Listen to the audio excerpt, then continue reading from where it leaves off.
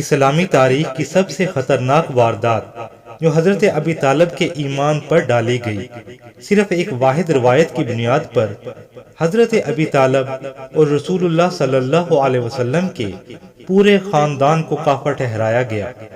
حدیث کچھ یوں ہے، روایت میں آتا ہے کہ رسول اللہ صلی اللہ علیہ وسلم نے آخری وقت میں اپنے چچا ابو طالب سے کہا، چچا آپ کلمہ پڑھ لیجئے تاکہ میں آپ کی شفاعت کر سکوں، اور ابو طالب نے کہا میں اپنے باپ عبد المطلب کے دین پر ہوں۔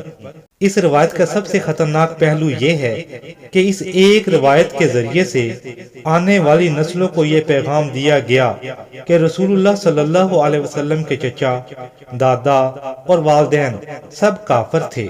اگر ابو طالب عبد المطلب کے دین پر ہوں کہہ کر کافر ٹھہرایا جائے تو لازمی بات ہے پھر عبد المطلب بھی کافر قرار پائے، پھر یہ داغ حضور صلی اللہ علیہ وسلم کے والدین تک پہنچتا ہے۔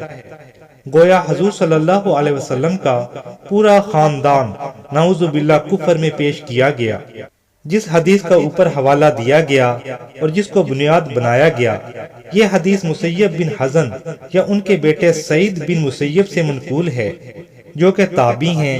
اس کے علاوہ کوئی صحابی یا معتبر راوی اس واقعے کو بیان نہیں کرتا۔ مسیب بن حزن نہ تو اس وقت مسلمان تھے اور نہ ہی وہ ابو طالب کی وفات کے وقت وہاں موجود تھے۔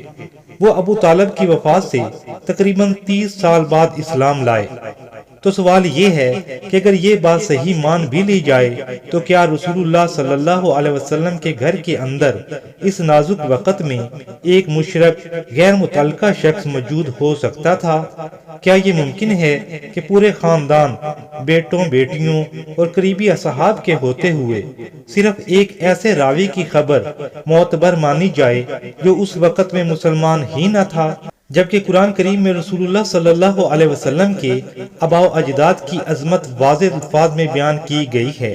سورہ شعراء میں 219 نمبر آیت میں فرمایا گیا، اور آپ کو ہم دیکھتے ہیں کہ آپ سجدہ گزاروں کی پشتوں میں گردش کر رہے ہیں۔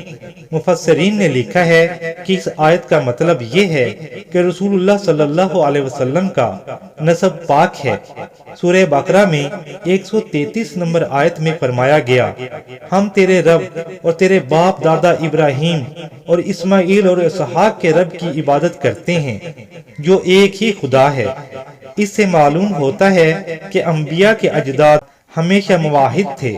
تو کیا رسول اللہ صلی اللہ علیہ وسلم کے اجداد کے بارے میں اس کے خلاف بات مانی جا سکتی ہے؟ سورہ یوسف آیت نمبر 38 میں فرمایا گیا، میں نے ان لوگوں کا دین چھوڑ دیا جو اللہ پر ایمان نہیں رکھتے اور میں اپنے باپ دادا ابراہیم و اسحاق اور یعقوب کے دین کا پیرو ہوں۔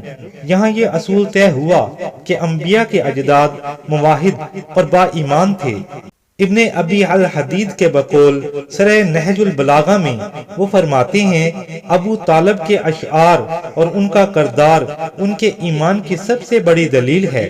شیخ مفید کے بقول اگر ابو طالب ایمان والے نہ ہوتے تو رسول اللہ صلی اللہ علیہ وسلم ان پر اتنا اعتماد کیوں کرتے؟ ابن حجر عسقلانی کے بقول وہ فتح الباری میں فرماتے ہیں، سید بن مسیب کی روایت مرسل ہے، اس لیے اس پر اعتقاد میں احتیاط ضروری ہے۔ اب اصل پس منظر کیا ہے؟ یہ واضح ہے کہ یہ واردات دراصل بنو امیہ کی سازش تھی، خصوصاً مروان بن حکم اور اس کے حواریوں کی گھڑی ہوئی کہانی۔ مقصد صرف اس کا یہ تھا کہ علی رضی اللہ تعالیٰ عنہ کے باپ کو مشرک ثابت کیا جائے اور رسول اللہ صلی اللہ علیہ وسلم کے اجداد کی عظمت کو مٹا کر لوگوں کے دلوں میں اہل بیت کی عظمت کم کر دی جائے، اور نتیجے میں حضرت ابو طالب اور رسول اللہ صلی اللہ علیہ وسلم کے اجداد پر یہ تاریخ کا بدترین جھوٹ تھوپ دیا گیا، جسے آج اربوں مسلمان بغیر تحقیق دہرا رہے ہیں، حالانکہ قرآن و سیرت اور معتبر تاریخی شواہد سب اس کے برخلاف گواہی دیتے ہیں کہ رسول اللہ صلی اللہ علیہ وسلم کا نسب پاک ہے۔ اجداد توحید پرست تھے اور ابو طالب پختہ ایمان والے تھے۔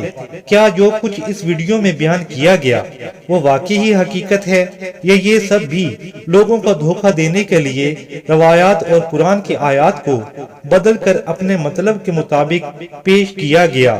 اس کا فیصلہ آپ سب بہن بھائی تحقیق کر کے خود کریں تاکہ ایمان کی حفاظت ہو سکے، اور ہمیں بھی کمنٹس میں ضرور بتائیں کہ حقیقت کیا ہے۔